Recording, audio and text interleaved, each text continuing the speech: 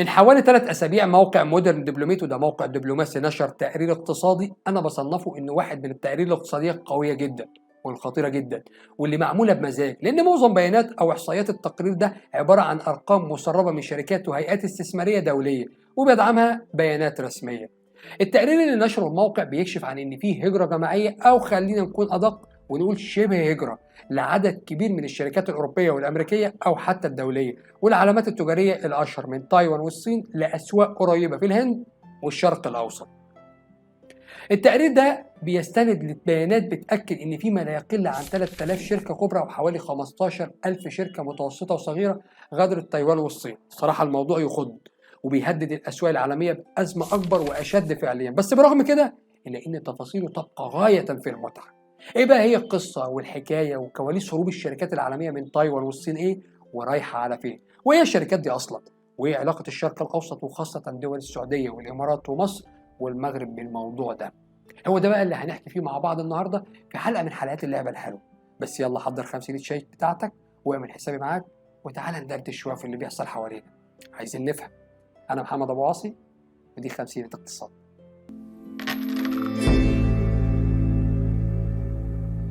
الحلقه دي برعايه شركه ايفس. تقدر تحقق الربح من الاستثمار بدون خبره سابقه مع منصه ايفس للاستثمار.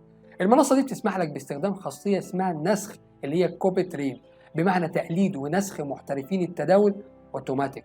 لو انت مبتدئ ولسه بتتعلم الاساسيات، او انت ما عندكش الوقت لمتابعه السوق، كل اللي عليك انك تشترك مع ايفس وسكوبي تريد عشان تنسخ اداء افضل المتداولين لحظه بلحظه.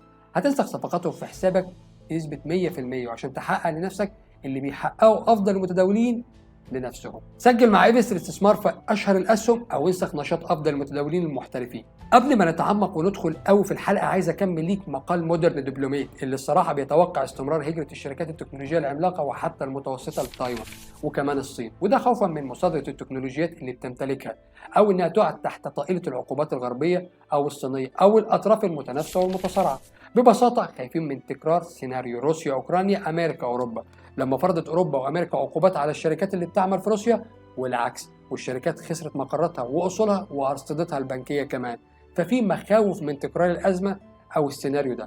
في كمان تخوف من سقوط التكنولوجيات المتقدمه في ايد الصين، زي تكنولوجيات ماكينات تصنيع الرقائق الالكترونيه، ودي ماكينات وتكنولوجيات الصين مش قادره تمتلكها ومحظوره من امتلاكها حتى الان، فبالتالي حصلت هجره جماعيه لمعظم الشركات دي. التقرير هنا بيقول ان الهجره دي هتكون لدول الهند باعتبارها سوق صاعد وقوه استهلاكيه وشرائيه ضخمه، وكمان عندها حوافز استثماريه اضخم، وده شيء طبيعي. بس اللي يبدي رؤيه ايجابيه في التقرير ان التقرير قال ان في عدد كبير من الشركات بدا ياسس لمقرات واستثمارات ضخمه وينقل تكنولوجياته للشرق الاوسط، وخاصه دول السعوديه والامارات ومصر والمغرب، وده النجاح الدول دي في خلق مناخ جاذب للاستثمار. طبعا التقرير كشف عن ان الامارات شريك في عدد كبير من الشركات دي، وانه كون فريق تسويقي من حوالي سنتين بيعمل بشكل سري على توجيه الشركات دي للاستثمار في مناطق نفوذها الاقتصادي، وده حضرتك اللي بيتفسر صدفة لو ربطته بالحلقة اللي هتظهر جنبي هنا واللي عملناها المرة اللي فاتت. طب هو ايه اللي بيحصل في تايوان؟ وهل هتستسلم للهجرة دي ولا عندها حلول اقتصادية تانية؟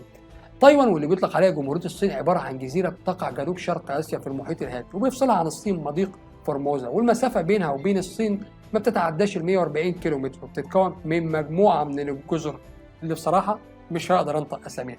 مساحة تايوان حوالي 36,009 كيلومتر، عدد سكانها حوالي 24 مليون نسمة. كانت قبل سنة 1949 جزء من دولة الصين الكبرى، واعتبرت عضو مؤسس لهيئة الأمم المتحدة، واحد من الأعضاء الخمسة الدائمين في مجلس الأمن. وبعدين حصلت حرب أهلية سنة 49، واللي نتج عنها إن الشيوعيين سيطروا على الصين، واللي معروفة باسم جمهورية الصين الشعبية، والقوميين سيطروا على جزيرة تايوان المعروفة باسم جمهورية الصين. ومن هنا بدأت التوترات بين جمهورية الصين الشعبية وتايوان. الساسة بيعتبروا ان الوضع السياسي الحالي بين تايوان والصين من اكتر الاوضاع السياسية حضرتك تعقيدا على مستوى العالم، وده لان الصين شايفة ان الحل العسكري هو الانسب في حال رغبة تايوان اعلان الاستقلال، والصين كمان بتروج دايما لفكرة الصين الموحدة، وبتحاول استغلال الفكرة دي عشان تخلي العالم كله يتراجع عن الاعتراف بتايوان كدولة مستقلة. تايوان مشهورة إنها قوة عالمية جبارة في عدد كبير من الصناعات اللي تعتبر عصب العالم، متقدمة جدا ومتطورة جدا فيها زي الصناعات العسكرية والتكنولوجية، لكن يبقى أهم وأخطر صناعات تايوان هي صناعة أشباه الموصلات، واللي بتشغل كل حاجة وعنصر رئيسي وأساسي في كل حاجة وأي حاجة بتشتغل بسلك أو وقود. تايوان أكبر مصنع للرقائق وأشباه الموصلات في العالم، لدرجة إنها بتمثل لوحدها نصف الإنتاج العالمي تقريبا من صناعة أشباه الموصلات.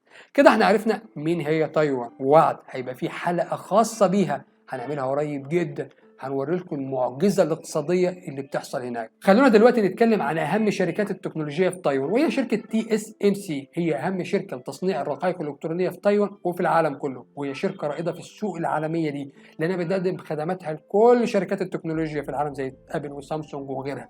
تعتبر شركة رائدة في سوق الأسهم التايوانية، وبيطلق عليها بين السكان المحليين هناك لقب الجبل المقدس الذي يحمي الأمن القومي. ولكن في أواخر فبراير تراجعت أسهمها بأكثر من 3% في كل من تايوان نيويورك، وكمان تراجعت أسهمها التكنولوجية التايوانية عموما.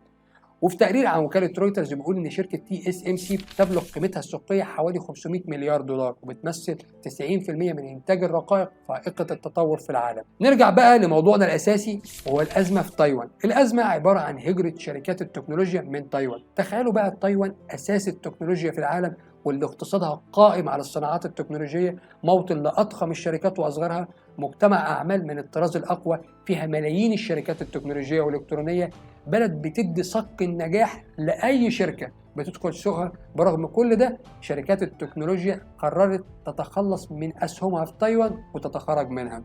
الصين في الشهور الأخيرة زادت ضغطها العسكري على تايوان، ومن حوالي 10 شهور اللي فات بعتت عدد كبير جدا من الطيارات الحربية جنب جزيرة تايوان. عشان كده بعد الأزمة بين روسيا وأوكرانيا زادت مخاوف المستثمرين الأجانب في تايوان من أن الصين تزود قوتها العسكرية ضد تايوان ويحصل بينهم صدام عسكري، فقرروا ان يتخلصوا من اسهمهم في تايوان، واللي وصفها بعض المحللين بانها هجره جماعيه غير مسبوقه. وبحسب المحللين حضرتك ففي خلال 3 أسابيع من الغزو الروسي لاوكرانيا تخلص المستثمرين الاجانب من اسهم بحوالي 480 مليار دولار تايواني، يعني 16.9 مليار دولار امريكي.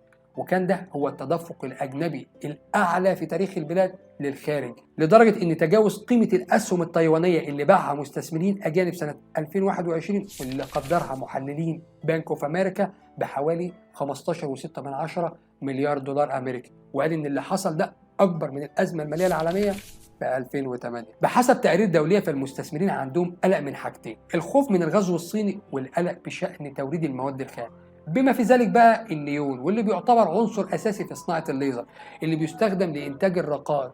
وبسبب أزمة أوكرانيا اضطر بعض موردي النيون في أوكرانيا إنهم يتوقفوا عن العمل، وده اللي زود المخاوف من إنه يؤدي لزيادة جديدة ونقص في أشباه الموصلات، لأن صناعة أشباه الموصلات العالمية أصلا اتعرضت لضغوط بسبب النقص في الإمدادات، نتيجة إن شركات التكنولوجيا العالمية أعلنت إنها مش قادرة توفر الرقائق المطلوبة لإنتاجها. ولو تايوان أصلا وقعت في إيد السلطات الشيوعية في بكين، فمتوقع جدا إن الدول الغربية ما تقدرش توصل لرقائق أشباه الموصلات، ولكم أن تتخيلوا تأثير ده بقى على صناعة التكنولوجيا في العالم كله، لدرجة إن أمريكا دلوقتي بتحاول تنقل جزء من مصانع تايوان عندها، وبدأت بالفعل في الموضوع ده.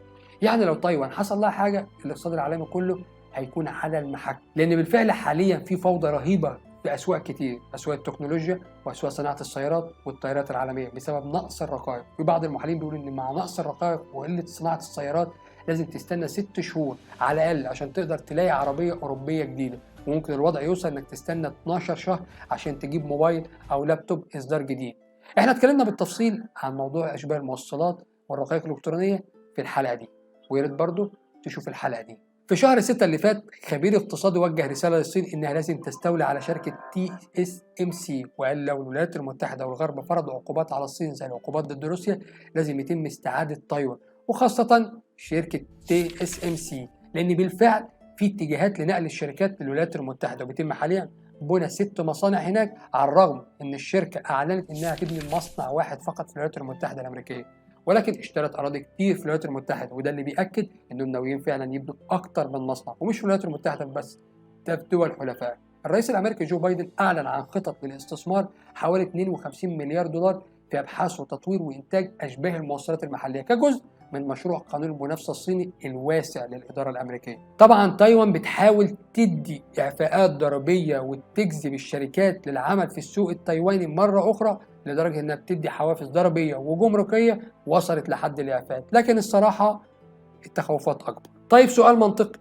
الشركات دي هتخرج من تايوان تروح فين؟ ده اللي كشفه تقرير مودرن دبلوميت، هو ان معظم اتجاهات المستثمرين الاجانب حاليا رايحه في اتجاهين، يا اما الهند يا اما الشرق الاوسط، وخصوصا مصر والسعوديه والامارات وكمان المغرب. طيب ليه؟ من 2019 بدات الهند تعلن عن نفسها كمكان متميز للاستثمارات، وبدات تسحب البساط من تحت الصين.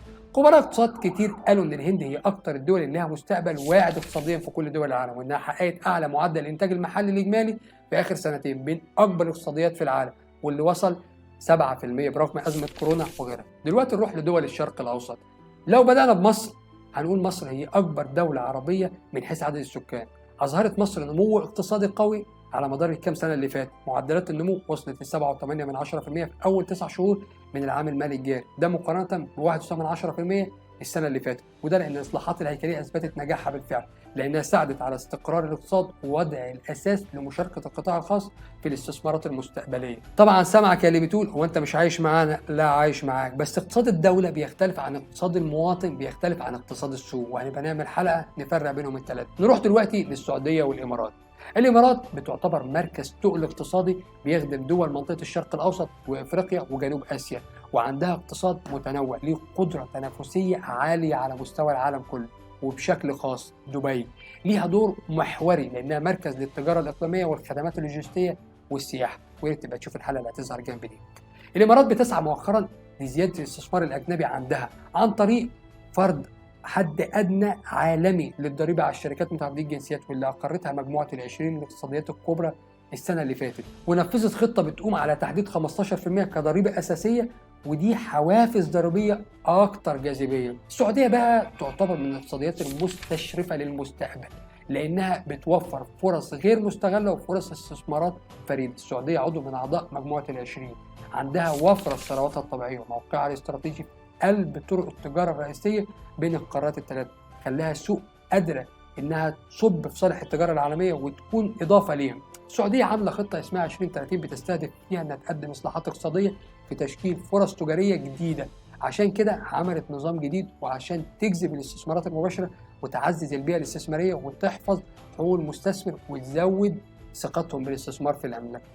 لحد هنا انا كلامي خلص، وكالعاده هسيبك مع سؤال الحلقه اللي محتاج اجابتكم عليه. هل هتنجح دول الشرق الاوسط في انها تغتنم الفرصه وتجذب الاستثمارات اللي بتهرب من تايوان او من الصين؟ وهل بالفعل العالم هيكون على موعد مع ازمه عالميه جديده بس المره دي في قطاع التكنولوجيا؟ هو ده اللي انا محتاج اجابتكم عليه. حابب افكرك في نهايه الحلقه ان منصه ايفست اللي اتكلمنا عنها في الاول هي شركه استثمار وتداول مالي عالميه مرخصه من اعلى الهيئات العالميه للرقابه الماليه. بتتميز من منصه ايفست بسهوله الاستخدام، تقدر تستثمر في الاسهم والذهب والصناديق الاستثمار وكمان العملات. سجل في الرابط اللي هتلاقيه في وصف الفيديو وهتاخد بونص يوصل ل 20% على راس مالك وحساب تجريبي بقيمه $25,000. تقدر كمان تطلب خطه استثماريه مجانا، كل الروابط هتلاقيها في وصف الفيديو. سجل واغتنم الفرصه واستفيد كمان بالعرض. نتمنى ان الحلقه تكون خفيفه، احنا حاولنا على قد ما نقدر نقلل من الارقام والاحصائيات اللي ملهاش اهميه ونركز على الحاجتين المهمين اللي هم محتاجين تعرفوهم فعلا فيما يخص الازمه التايوانيه وهجره الشركات التكنولوجيه والاتجاه للاستثمار في الهند وكمان دول الشرق الاوسط والمغرب. في النهايه لو عجبتك الحلقه وحابب تشوفنا تاني يا ريت تعمل لايك وشير لو بتشوفنا على الفيسبوك وسبسكرايب لو بتشوفنا على اليوتيوب، وما تنساش تشوف المصادر اللي هتلاقيها في وصف الفيديو. شكرا ليكم، سلام عليكم.